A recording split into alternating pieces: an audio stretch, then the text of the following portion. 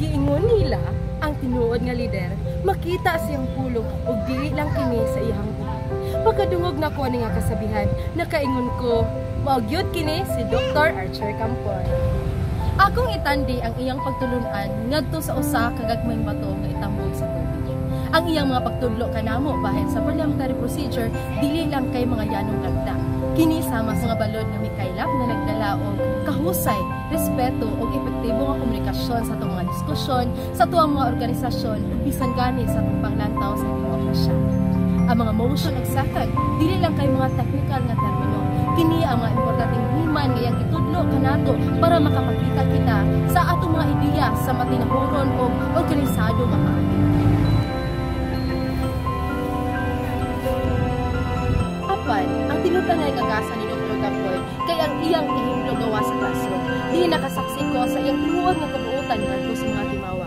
Iya man ginadasik permente sa pagbuhat sa mong labing maayo ug nagpahinumdom kanamo nga makahimo kami sa pagbuntog sa bisan unsang hagit nga among atubangon.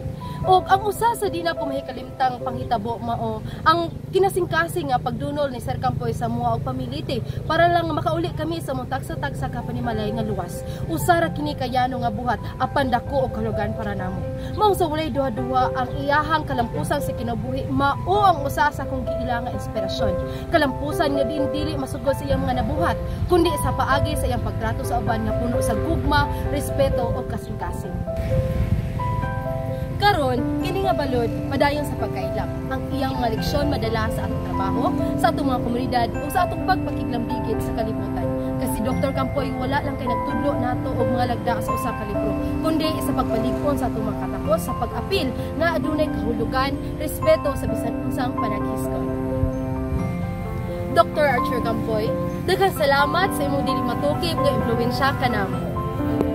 Hello everyone, Paksat Gunung. My name is Ryan Vince Canestra, secondary college student, and I want to share with you about my experience learning the parliamentary procedure with Dr. Archer Campoy. In the beginning, I thought learning this subject would lead me to a very difficult situation, but I was wrong. Yes, learning this subject is very challenging, but yet very enjoyable, because he teaches us not in a very common way like we used to, but in a different way, a very challenging way. But I think because of that, we not only learn, but understand the subject well. Thanks to him, that in his way of teaching, we easily and simply understand the subject that we thought it is hard to understand. Yeah, thanks to him, thanks to his challenging way of teaching. Good day everyone. Today I am going to share with you what I have learned in our previous discussions about parliamentary procedure.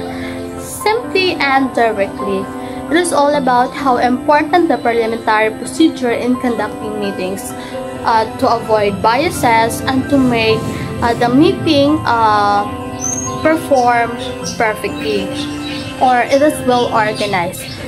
And to our very own instructor, Dr. Archer C. Campoy, all I can say to you is, you are the best teacher that I have encountered in my college life. You're the best teacher for me. My impression of our instructor, Dr. Archer Campoy, is that he is truly passionate about teaching and dedicated to helping us understand the subject deeply. He explained concept clearly, encouraged us to think critically, and create learning environment that both respectful and engaging.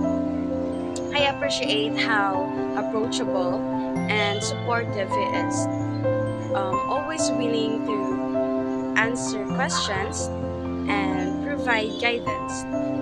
So his enthusiasm for the topic really motivate me to learn more and do my best. Overall, Sir Campoy was very good to us, and I really feel lucky to have an instructor genuinely cares about our growth rather, both academically and personally.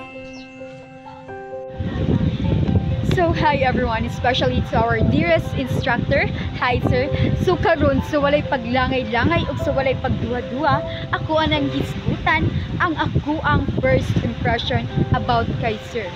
So una pa lang ning sulod si sir sa classroom. Ug una pa lang jud nga na-meet nako si sir. Very intimidating na gid kayo siya para sa ako. Like, oh my God, kato tagi kayo ni si sir.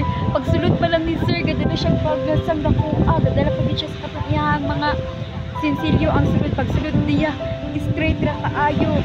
Oh my God, like, hala, mahadlok, ma-challenge man siguro min sir ani mag-study. But, sa tunga-tunga niyang discussion, ang among wala na hibagi, funny day kayo si sir. Grabe siya ka-joker. Grabe siya ka-maayo modala sa iya ang klase. Kaya nga no, well, klase na siya, makaya pa niyang mag-joke. Like, muhatan niya joke daw nga kanang dili ni maboring, dili ni kanang murag makatulgon. Tungod kay joker jud kay siya guys.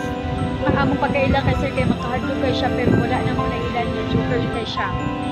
Actually, very nice yun kayo si sir. He is a nice person. Samot nag-imuha siyang ma-encounter. Like, makaingon jud ka, grabe gid kayo si sir ka maayo.